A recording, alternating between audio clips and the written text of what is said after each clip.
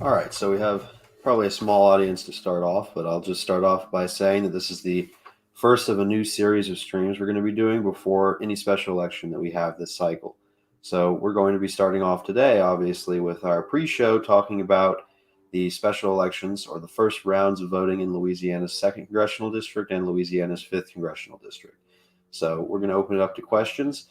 And if questions are a bit slow to come in, I guess we'll just talk a little bit about what our coverage will be like tonight. It'll be very similar to what we usually have, and I'd be happy to talk a little bit about any of the dynamics of the race for anyone that's interested as well. But I'm going to try and wait and see if we get more people on here, and if not, I'm just going to start talking, and then more people can watch this after the fact. So stay tuned as we get more people on here.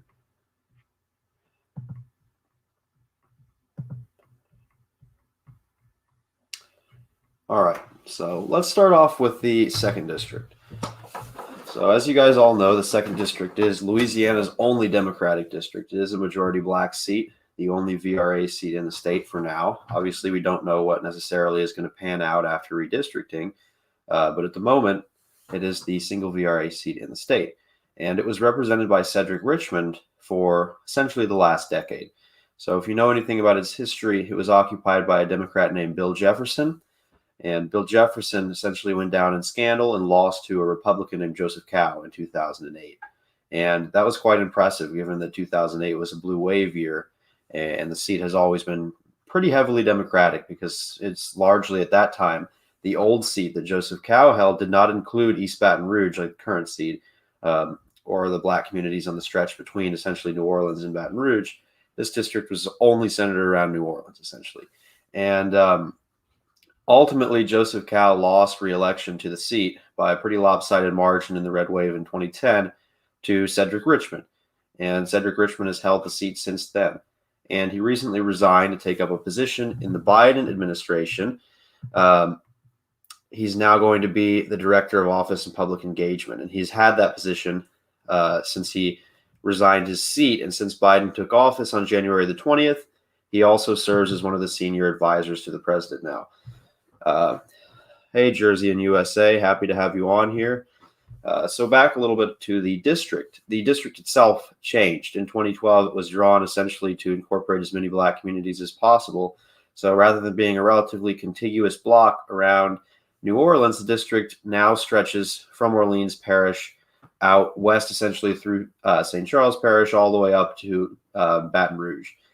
Which you'll see will play a big role in where we're looking at votes coming in for specific candidates tonight, particularly when we look at the Democratic votes. But yeah, basically Richmond has held this seat for the last decade. It is a obviously very heavily Democratic seat. About 3/4 of the seat, I would say, are Democratic quarters. You know, Biden got about, I think, almost 80% here, 75% of the voters. So there's still a Republican constituency in the district. It only makes up about 1/4 of the district as a whole, though. So it's not definitely not enough anyway. It's definitely not enough to push a Republican, to win a runoff against a Democrat in the same way that you saw Bill Jefferson lose to Joseph Cow in the old seat. And when we look at the races, I guess we'll start off by talking a little bit about the candidates because we've had a little bit of a backstory already about them now that we know about the district. So I guess I'll start off. So there are two main candidates in the 2nd District, both of whom are state senators currently serving in the state Senate. One of them, the front runner, I would say, is State Senator Troy Carter. Now, Troy Carter's seat gives him quite a big advantage in this instance, and he has managed to procure quite a few endorsements from prominent Democrats. He has the endorsement of Cedric Richmond, the outgoing congressman. He also has the endorsements of many prominent black members of the caucus in the U.S. House, particularly Jim Clyburn, the whip, and also people. Generally, I would say, looking at Troy Carter's campaign, he's generally had the most appeal to the electorate as well. And we'll talk about this later tonight on top of this. But the data that I saw from John Kubian basically shed light on the early voter turnout, the age makeup. And I think the average age of the early voter or the mail-in votes, and just to be clear, according to the latest data, 52% of the votes that have been counted so far in these races are mail-in, which is record-breaking because that's more than half. And from what I read or ascertained, that's more than you've ever had in a state like Louisiana. But back to my point, I think the average age from what we looked at is about 65 in terms of people that are voting. And I like to relate this to the Cori Bush versus Lacy Clay primary last year, where you had a dichotomy within a city like St. Louis between the traditionally black wards and the more liberal white wards of people who live in the city. And I think this can be definitely related to New Orleans if you look at this. So Troy Carter so far, if you look at endorsements, is doing better in the traditionally black wards of the city. He has the endorsement of, the people that would generally procure votes. And a lot of these voters, especially if they're older, not only are they reliable voters who come out to vote in elections, they're also people that rely a lot on essentially the endorsements of people they know. So if you're looking at like a parish president or somebody else who's notable in the community that's endorsing someone like Troy Carter, a lot of these people are just going to vote for him because he's the Democrat that has the establishment support of people that they know, respect, and trust. So looking at that, that's largely one of the reasons behind why Troy Carter is doing so well in polling. And he has led Karen Carter Peterson in most of the polls, though I would be hesitant to say those polls are particularly accurate because they leave out Claston Bernard, who is the Louisiana Republican Party's candidate. And you may say, why is Harrison talking about Claston Bernard, a Republican in a district that gave Biden 75+% of the vote?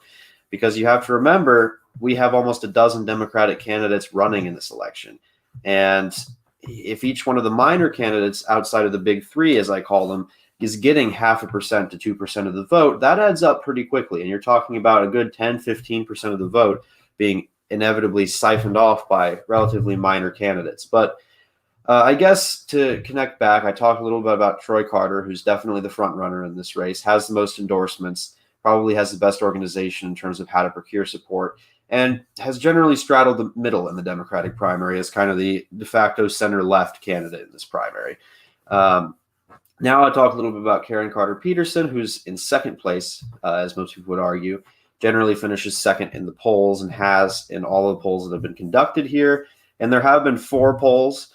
The most recent one was conducted by a firm called Edgewater Research and My People Vote. Had a margin of error of about 3.8 percentage points, but it generally showed Troy Carter to be in first place by about 10 points. Most of the polls have shown a gap similar to that. There was one Democratic internal poll that showed Troy Carter up by only a single point, but I don't think that's particularly accurate when you look at the average. It also happened to be a poll that had the highest margin of error, but generally these polls all have Troy Carter in first place, Peterson anywhere from 7 to 10 points behind in second place. So I guess this stems into my first prediction that we're going to make tonight, which is it's almost certain. It's almost 100% certain there will be a runoff here. Carter is highly unlikely he gets over 40% of the vote, let alone 50% of the vote. We're estimating anywhere between maybe 35 to 37% of the vote for Troy Carter because he generally has a well-established constituency. He's the most prominent Democrat. He has the most endorsements, and that means a lot, especially in Orleans Parish. And on top of that, when you look at someone like Carter, the rest of the Democrats aren't going to pull away from Carter as much as, for example, someone like Gary Chambers will pull away from Karen Carter Peterson. Because like it or not, Carter is probably the most centrist Democrat in the primary here, which opens up a big block of more traditional black voters in the New Orleans wards that are partial to Carter. And if you look at Karen Carter Peterson, I like to relate her a lot to Cori Bush in the primary against Lacy Clay. I think we're going to see a lot of the more traditional black wards breaking for Carter in Orleans Parish, and the more uptown wards that have a higher white population are probably going to break for Karen Carter Peterson, who has, as John Couillon pointed out, burned some bridges during her career in the state Senate, particularly with a lot of the local leaders and politicians that you would need to win, and that Troy Carter has done such a good job of procuring. We're talking about not just Orleans Parish, but also Jefferson Parish, where at this point it's looking highly unlikely that Peterson has a substantial base of support. But Peterson, if you couldn't tell, is more progressive than Troy Carter.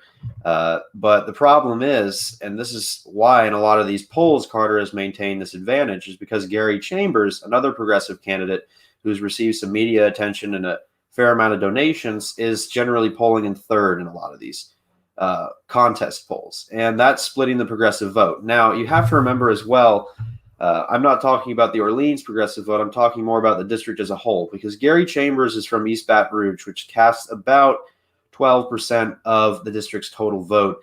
And as I mentioned earlier, the district was increased in population, or the design of the district was changed to account for population loss and make sure the district remained a VRA seat. So that East Baton Rouge portion is enough to make the district population complete, but it only makes up about 15 to 20%. I think it's actually closer to 15% of the total votes cast. So and this is why we've tried to be a bit hesitant about some of the Gary Chambers momentum, because if you look at Gary Chambers, the part of the district where he hails from doesn't really have enough votes to, let's say, get him into second place in the runoff, especially when he's competing for progressive votes with Karen Carter Peterson, who arguably has more support on paper. And despite Gary Chambers raising quite a lot of money, money doesn't buy elections. The biggest example is definitely Mike Bloomberg in the Democratic primary last year. So those are the three main candidates, at least on the Democratic side. And you have to remember it's a jungle primary or an open primary, so all the people, regardless of their party, regardless of how relevant or irrelevant they are, how much support they have, are on the same ballot. The top two finishers will advance to a runoff.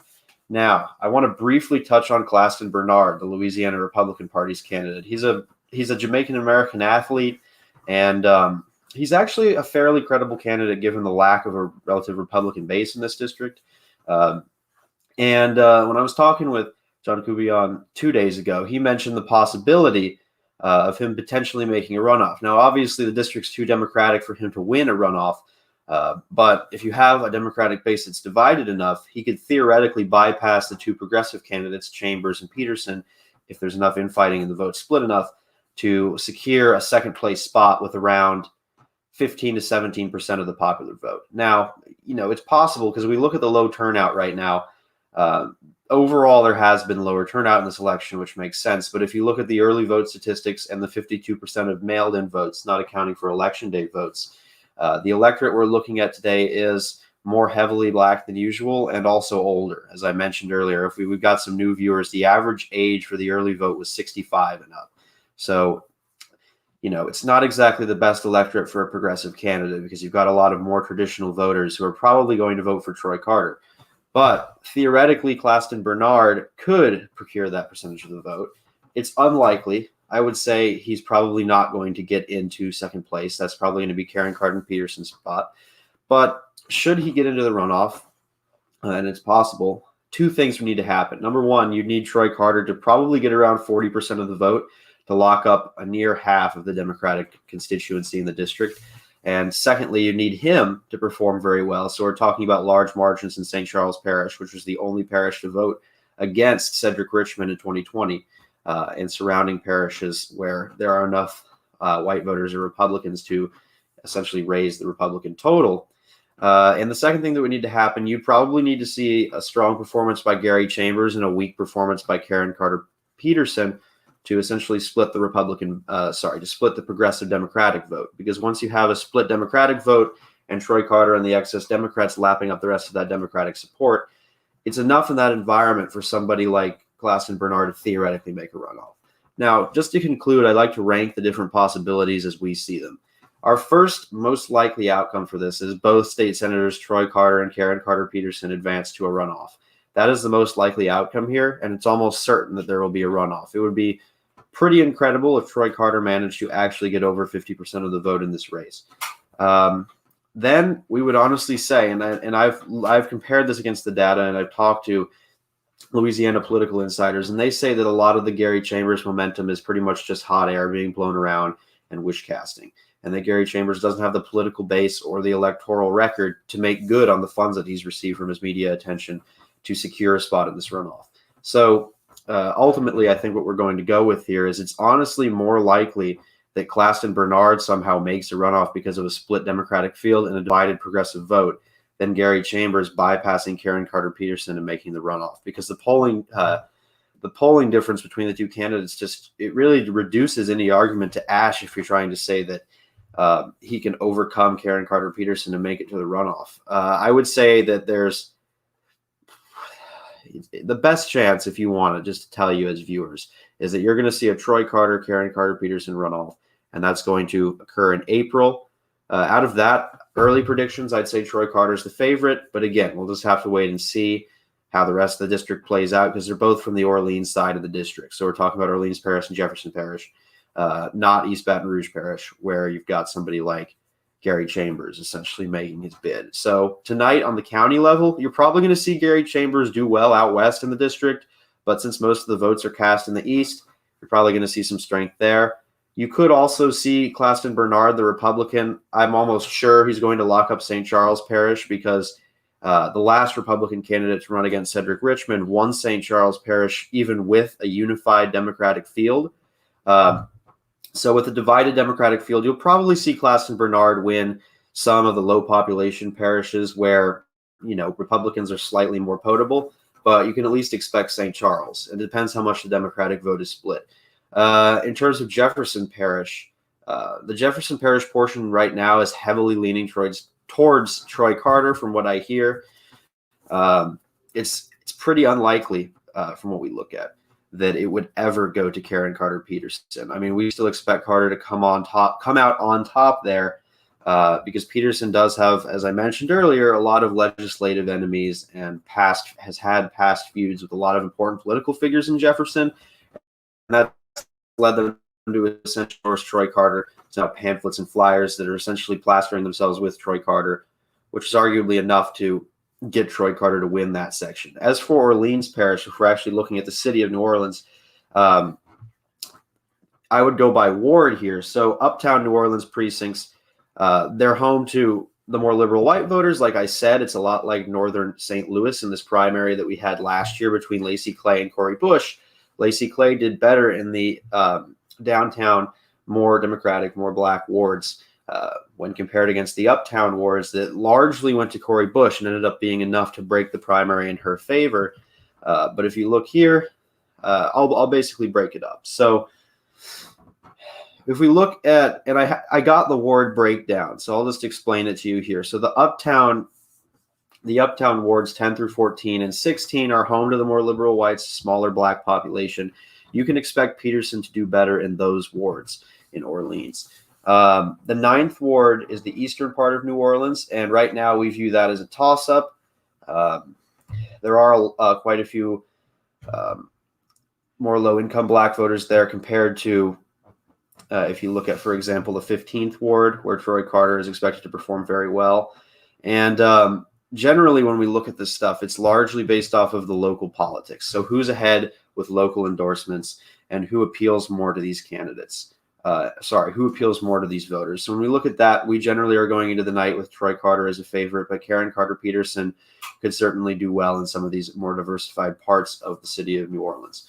So it's going to be an interesting thing to watch. There are simply too many candidates to know the outcome for sure, but that's our general prediction on it. So with that, I'll quickly move on to Louisiana 5, and then when this is all done, I'll accept questions from you guys. Any questions you want, I'll talk about anything you want.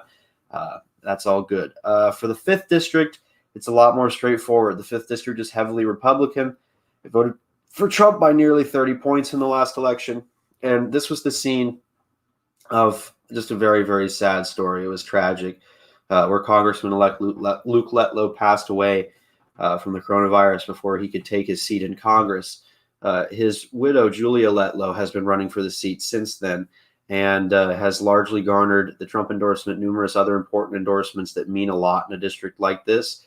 And on top of that, Julia Letlow also has procured the funds and the campaign infrastructure to essentially dominate her other primary opponents. So obviously the tragic death of Luke Letlow definitely deterred other prominent candidates like Lance Harris, who also had lost pretty badly in the last election and didn't have much incentive to run this time, from running again, because the sympathy vote is a pretty powerful thing.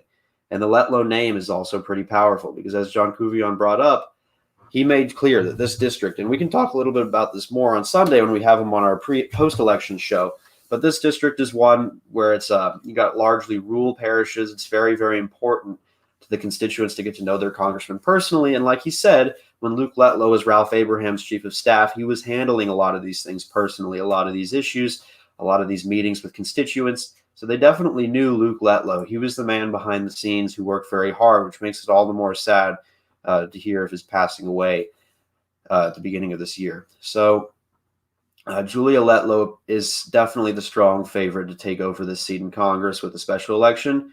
We're fairly confident that she can get over 50% of the vote and bypass the other Republicans. There are a lot of Republicans running, but none of them are very prominent Republicans. The only one that's kind of potentially in the running to get some votes and probably finish in third place overall is definitely going to be someone like Chad Connerly, who has been running a more quixotic conservative campaign, definitely anti-establishment, definitely someone accusing the mainstream of essentially stopping him from being able to accomplish his political agenda. So I would watch Chad Connerly for third place here in the Republican field. Julia Letlow for first place. And in second place, we're looking at a unified Democratic field. Now, this is something that's quite interesting because the Democratic candidate, Candy Christoph, ran in the last election back in November. And in that election, Christoph had a split Democratic field. There were 4 Democratic candidates running, and there was one Democratic candidate named Lamel who was equally prominent and split the Democratic vote. So it ended up being Lamel got 10%, Christoph finished in third with about 12%, and the other Democrats collectively took about 4% of the vote. So if you combine that all together, it was enough to get the Democrats into the runoff in December last year, but because the vote was split and Democratic endorsements were split, Candy Christoph didn't consolidate enough support to bypass Lance Harris. And even with the split Democratic field, she only came about 0.2 or so percent away from passing Lance Harris and getting a second spot in that runoff. But instead, it ended up being Lance Harris versus Luke Letlow, and Luke Letlow won the runoff. Now, for continuing to look at this, one thing that Candy Christoph is happy about now, there's no Democratic opposition. The Democratic field is now unified around Christoph. So that's a good, in this district, around 35% of the vote being cast for Christoph. So that's enough to automatically put Christoph in second place.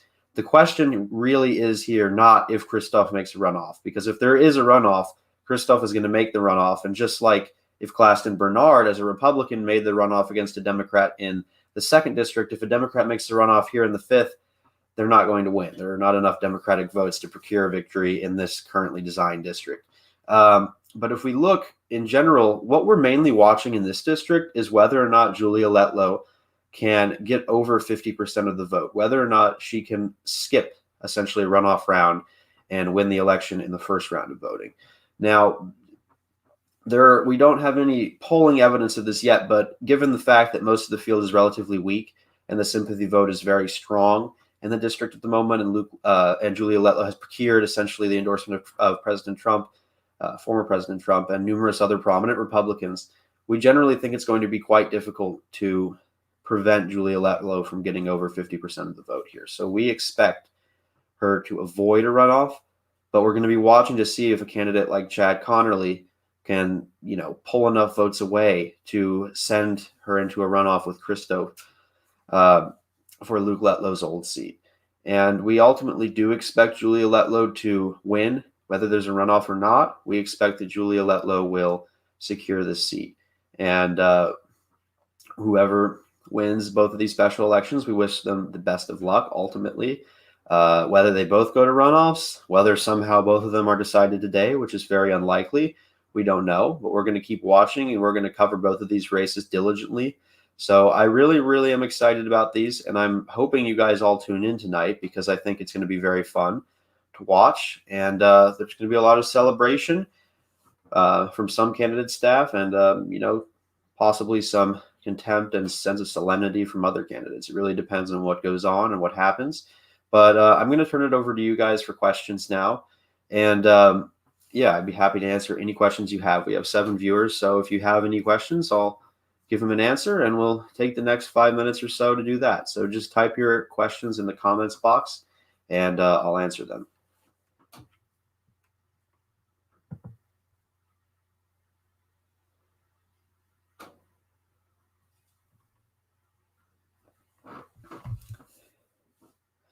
And I saw Eric was watching and Jersey and USA. So you're both here, or you were here earlier when we started. And if there aren't any questions, then we can wrap this up and get ready for essentially our coverage tonight. But I am hoping that there are questions, so we'll have to see.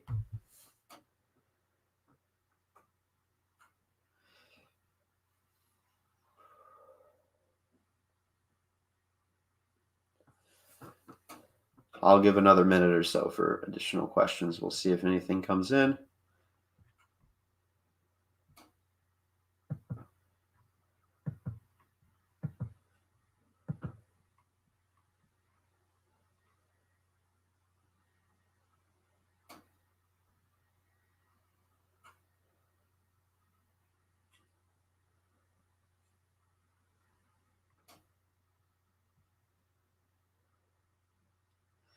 Thank you to Jersey and USA. Louisiana is a very fascinating state.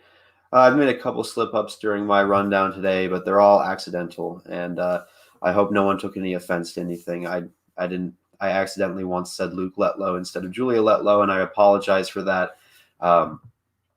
But thank you for tuning into the stream, and I really appreciate it. I love to talk about any races with our viewers, and I really do appreciate it. We have a question from Brian Elections. What do you estimate the overall partisan composition will be for either runoff? So right now, if we look at the early voting, about 52% of the votes, according to John Cuvion, have been cast as early votes, mail-in votes. So just anything done pre-election day. So I would estimate, given the low turnout, that most of these compositions, these partisan compositions, are probably going to line up closely with the partisan compositions of both districts. So I would say that the Democratic electorate is going to be incredibly strong in the second district, probably around the 75% range that you saw with Joe Biden. If Claston Bernard procures votes as the only real credible candidate on the ballot as a Republican, it'll probably be to the tune of about anywhere from 15 to 17% at the maximum. We're going to have to see. That's pretty optimistic. Anywhere from 10 to 15% probably. But again, the turnout's lower, which means it's probably going to be more Democratic because out of the few white Republican voters in the second district, from what I hear, they're not particularly enthused when we look at this race. They don't have much of an incentive to come out to vote. It's definitely more the traditional older voters who are generally going to make up the more African American part of the electorate, especially in Orleans Parish, who have come out to vote. And that's why you see the average age being 65 and the votes being cast. And that is, again, why I mentioned that Troy Carter definitely has that advantage, because most of the traditional black electorate there is more likely to vote for someone like Troy Carter, especially when he has the endorsements of local politicians they know and respect, than someone like Karen Carter Peterson or someone out west like Gary Chambers, who doesn't have any connections to Orleans Parish. And for the 5th district, again, just the opposite, reversed. We're going to see a very heavily Republican electorate, probably, again, a similar margin ultimately to what we saw last year when Trump won the district by, I think it was about 27 points or so. I don't remember the exact figure. But again, we can probably expect Christoph to get about 35% of the vote. So out of the Democrats voting, that'll probably come to a total of about 35%. That's what I'd estimate, looking at Christoph's vote total, which is going to place Christoph above the other Republicans, but below Letlow, which is, again, why I point out, these votes add up. If the small minor Republican candidates get increasing percentages of the vote, that 0.5% to 2% per candidate, that adds up pretty quick. All of a sudden you have 15% of the vote being siphoned off, and someone like Chad Connerly could take a good 10 to 11% of the vote. We're gonna have to see. A question from Elijah: do you think these races could teach us anything about 2022 or not? So I really appreciate the question, but I would ultimately have to say no for a couple of reasons.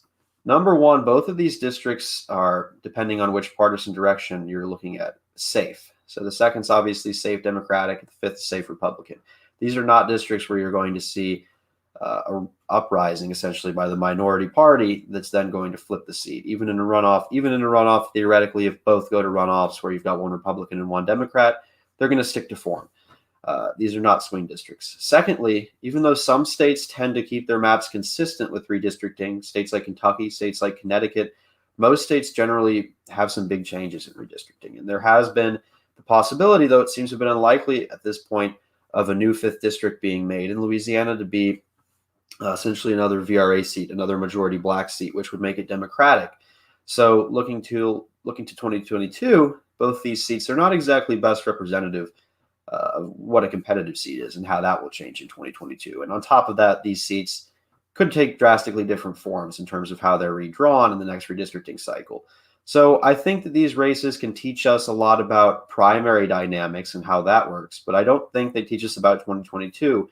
I think it's fascinating tonight when we're going to look at the 2nd district. I think it teaches us the center-left versus progressive primary dynamic on an urban level and seeing how the different racial groups break down. Even if both candidates happen to be black, more black voters will likely prefer one candidate over the other based off of how that candidate connects to their political values. And I think that's fascinating to look at how voters decide to vote, whether they vote simply based off of who's at the top of the ballot, because Louisiana does do alphabetical ballot listings, or whether they vote ideologically. So that's definitely interesting. And in the 5th, it's very sad and unfortunate. It really is a tragedy what happened to Luke Letlow, but it also shows Julia Letlow as a widow running for the congressional seat, which, again, it's very unfortunate that we have to learn about this stuff. But over the course of congressional history, there have been a lot of widows that have sought the seats of their late husbands. You saw it when Sonny Bono was killed in the skiing accident. Mary Mac Bono ran for the seat in California in the House. Even in Louisiana, you saw Hale Boggs, who died in a plane crash while he was campaigning with Nick Begich in Alaska, and he was set to become the next Speaker of the House, as J. Miles Coleman brings up a lot, because it's one of his, because Hale Boggs' wife, Lindy Boggs, is one of Miles' favorite congresspeople, and ended up serving in the seat for quite a long time after the passing of her husband. And even this year in this cycle, in Texas's 6th congressional district, Susan Wright, the widow of late Congressman Ron Wright, is also running for the seat. So, and I say this with the greatest respect because it's a truly sad subject, and this virus has taken so many victims, and it's been terrible, and I wish none of it ever had to happen. But I think if this race, or if these races teach us anything, I think they teach us not only about that, the history of wives essentially taking up the mantle in the seats of their late spouses, and also about primary dynamics. And primary dynamics are fascinating. So I guess looking to 2022, these races, combined with the House primaries we had last year, they can teach us a lot about primary election dynamics. Not as much about general election dynamics, but regardless of how districts are drawn, you're always going to have rule contests that pit Republicans that are ideologically different, some more extreme than others, against each other. And you're always going to have urban dynamics between the different racial groups and which candidates they prefer, and how ideology affects voting, and how age group and interpretation of political events affects voting. So, it's going to be fascinating. So that's a really good question. I appreciate that one. Are there any other new questions? I always love to hear questions. We have 6 viewers on here, and I'm open to answering as many as you want, or if there are any discussion or opinion questions, all of that's fine with me.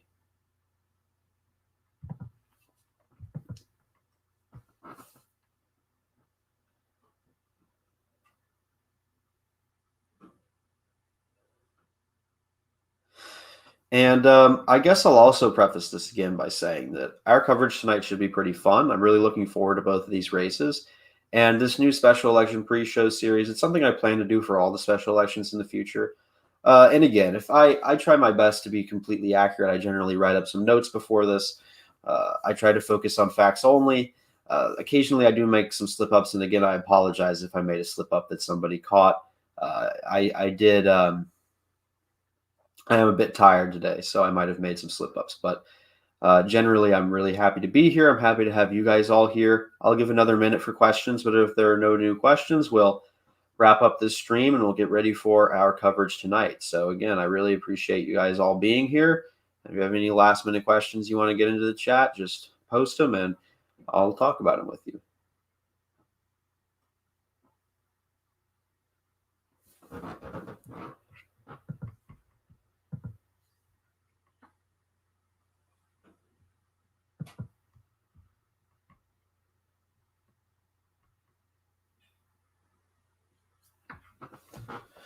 And just a little additional information about the elections while we're waiting. The polls close, I believe, at 8 p.m. Central Standard Time, so 9 p.m. Eastern Standard Time.